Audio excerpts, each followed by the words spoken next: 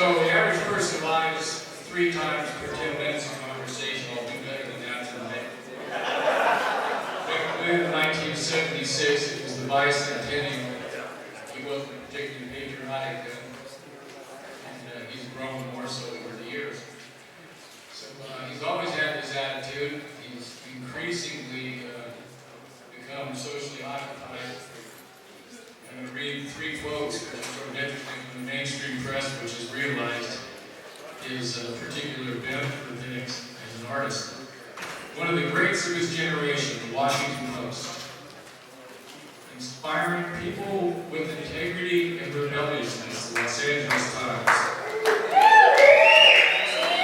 The esoteric, political, and aesthetic conscience of his generation judged of his. You got to be in his history and his photography class that you're not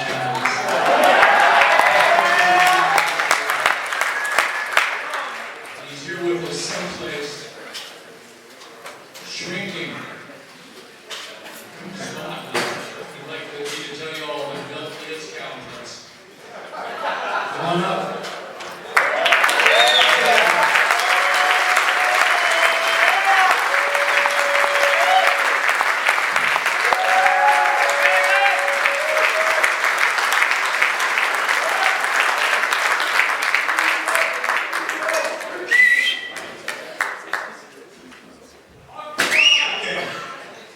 It's interesting, I was really nervous to get up here.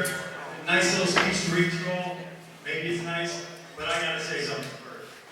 It's really funny, I'm here tonight. Everyone in this room knows skateboarding more than anything. The reason we're all here is because of the fucking attitude we all have about life and loving every minute of it.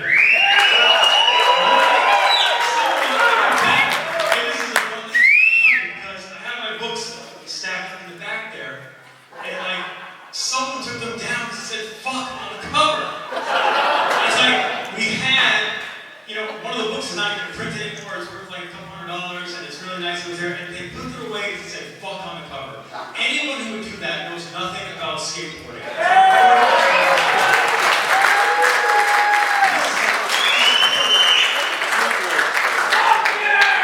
I said, it's about anything, it's about attitude, right? I want to thank Stecyk work that he always has. Neither Craig or myself.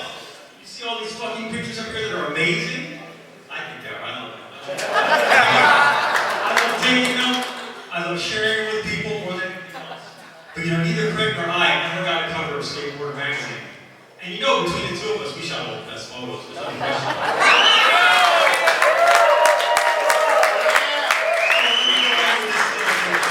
Skateboarding is a way to gain some self-esteem, to actualize some personal creativity in a way not possible with other athletic activities. On the street, alone or with a crew, in the end, it's about you, the individual, related to the rest of the world. Skateboarding opens up the world to teenagers like nothing else I've ever encountered.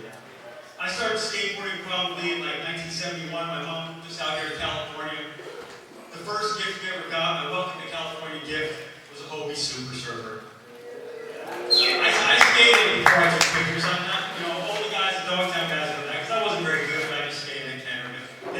skating. Well, anyway, several years later, I got my 27-inch Bane with Chicago trucks and Cadillac wheels. And it came in a box. I don't know if any of you remember that. It actually came in a box. And inside that box was soon to be my Bible. Skateboarder magazine, the very first issue was in the box with the Bane. You know, and around that same time, you know, I broke my hand punching some jerk in my neighborhood in the jaw. And I also never played baseball after school anymore. I don't know, is this somehow connected to my skateboarding? Skateboarding had been infused into my bloodstream, and like most others, it would never leave. I caught the virus, that was it. Unknowingly to me, I was also living in the epicenter of its infection zone. My first school upon moving to Los Angeles was Bellagio. I actually went to school there. The next school I went to for the next 3 years was Kenter Canyon. That's where I saw those pictures. I actually went to school there. This is how I got to know the Z-Boys. I actually lived there. They came to my nice neighborhood to skate, but I was there. But I was able to show people when the police came. I knew everyone's houses. I knew where we would run. I would show people where we would go. And then after Kenter, I went to Paul Revere. You've seen that in all movies. That's where I went to junior high school until I got kicked out. But I went there, I took photography. Oh, but I forgot. While I was at Revere, you know what I did to make some money, to get some boards? My good friend Tony Alba would give me boards for $10 a piece, Logan or skis, and I'd sell them for 15.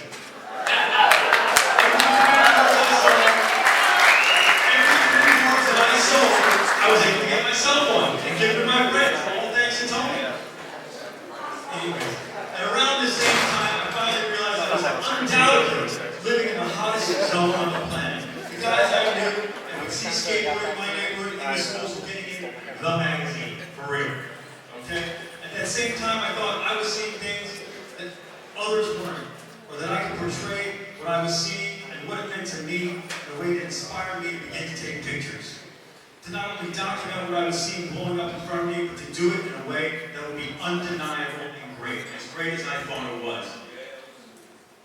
Much of it was inspired by Craig Stecyk's pool. You know, his photos were just the coolest. I mean, I would read those magazines, and what Craig wrote, and the crazy shit was that I would read it, and I'd see my friends in the pools. I was just there that day, or the day before, and somehow Craig got a picture. And I didn't see him. You know, I didn't even know Craig for many years. I didn't even know he smoked me on the banks, and he inspired me to take pictures. By telling me my shit was good, he said, you know, you should send it down to the magazine. I'll tell that story later. But much of it was inspired by Craig, but for the mastery of the craft I had been raised on, from reading National Geographic, Sports Illustrated, and surfer magazines, even though I wasn't a surfer, as well as the art my mom always exposed me to. So indeed, the story is true. When photography wanted for beer, I got a D. In the spring semester, I got a D in photography. I never did the assignments. I just took skateboarding pictures. We exposed ourselves on paper, you know, in front of girls that we liked. It was, you know, it was 7th or 8th grade. I was only using the plastic pockets to that anyways. But that didn't stop me from submitting photos to Road Rider Wheels. I sent them in an envelope, and I just said, you guys gotta put this picture in. I got this picture of fucking Tony Alba. It's amazing. You gotta use it. It was never published until I found out it was.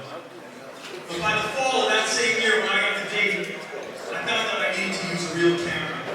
I was seeing and participating in things that just were not happening anywhere else on the earth. I felt that and I believed it.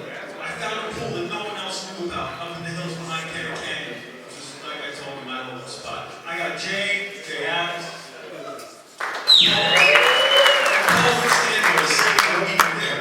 And I got to borrow a 35mm camera with kind of a wide angle lens from a friend's uncle down the street. For real, it wasn't even my own camera. I caught some radical action that day, and I made some art.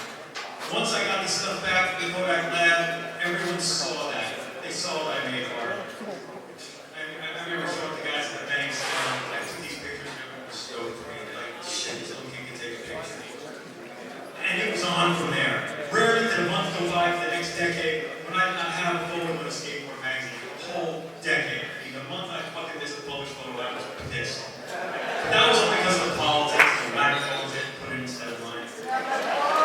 Anyways, you know, this is where I really cut my teeth. You know, this is where I learned everything about photography and business and life.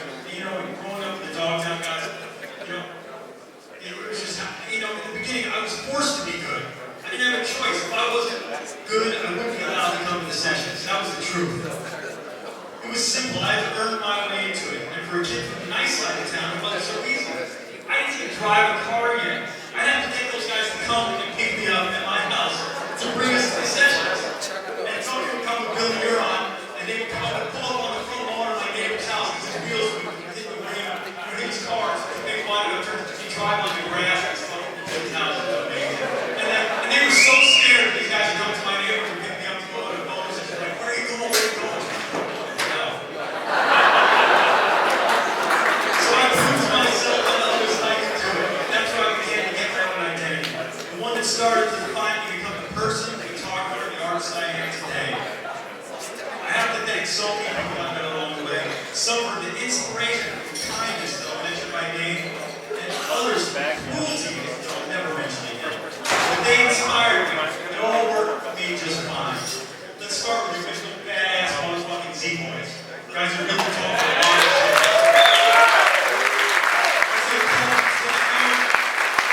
Where's Jay? Where's Jay? Jay, are you out here? Are you selling wood or something for you? Okay, I'll come back soon. Okay, well, Jay out, Tony Alma, to this day, one of the most stylish people ever. Jim Gert, you know, Jim, I was reading in like another brother. The one day, I went to the dinner on the stage, I think it was after, you know, and I crashed into Jim on the wall. I was like this big, Jim was like this big to me then. Now I'm a little bit about the same height. And we crashed into each other, and he just picked me up and held me up, and he was just a nice guy. And I remember once coming down to a party in San Diego, and I had to get back home because I had to be home that night. He drove me home. We had a little brother. He had a family, and I had to get home. I was just a kid. So Jim, you know, I mean, that's part of the reason I put suicidal tendencies. Because Jim was a family thing. That's why I put and then there were these two nice guys on the Zephyr team.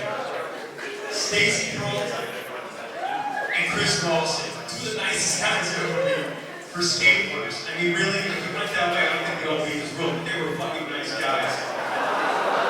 And then there's the Kendra locals and my Paul Revere classmates who included Marty Grimes.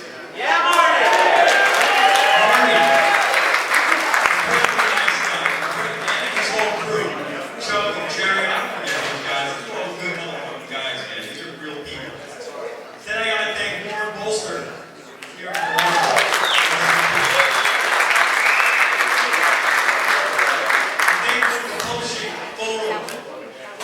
From my first batch I ever sent down, those photos that, that was the first time I ever sent Bill down to skateboard magazine. I actually called him up on the phone after Craig recommended that I get my pictures down. I called him and I pretended that was all I just you know, I cut these really special pictures. I need to get them back. I don't want to get lost. There was no FedEx then, you know, but we had to sit down in a regular old mail and I got the pictures.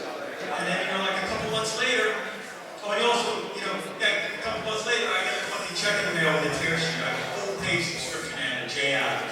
It wasn't even the best shot of the fucking roll, but at least I got on the mag and I had a photo ready and I got a check for like $40. Blew my mind.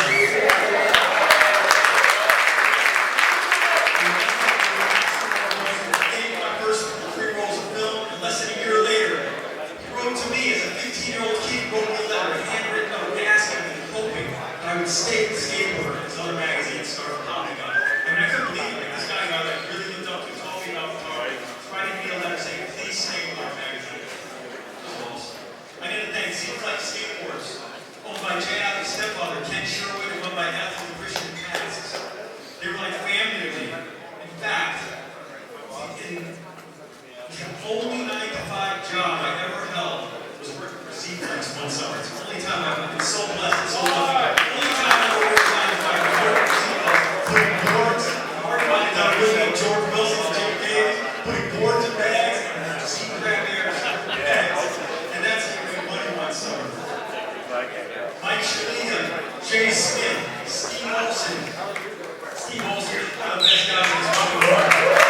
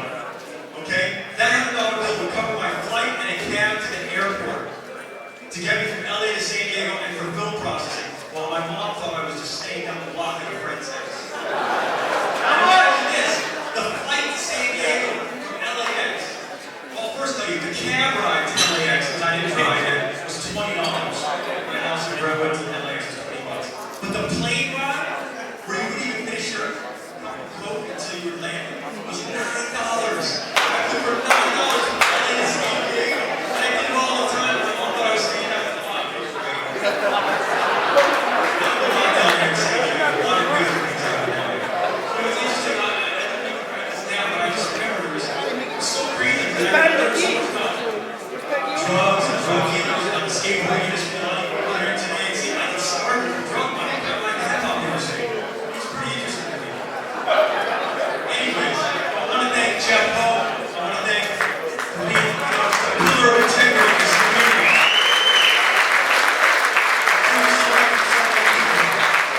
Check out the Sixers guns. We talked about me complaining about. I mentioned the fuck people moved there. You know how I fought for every fuck being the dog time movie. I fought for that shit because I was part of skateboarding. They took that out. Jeff probably didn't even go in the field. He just stayed away. I respect him. I want to thank Mike Williams for always trucks. Mike Williams was like, now you're back in his 20s. He had 2 kids. James Harris, Greg Harris, Lance Fallon, with Greg people in his room.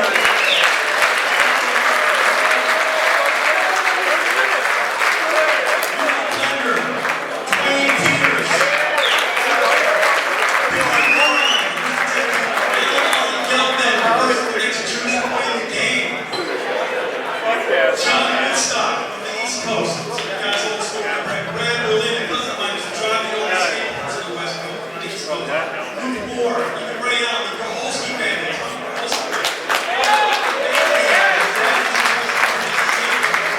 The Doctor family, Jamie Bucket, Tom, they go to the hospital, right home from the after the second time in Cherry Hill.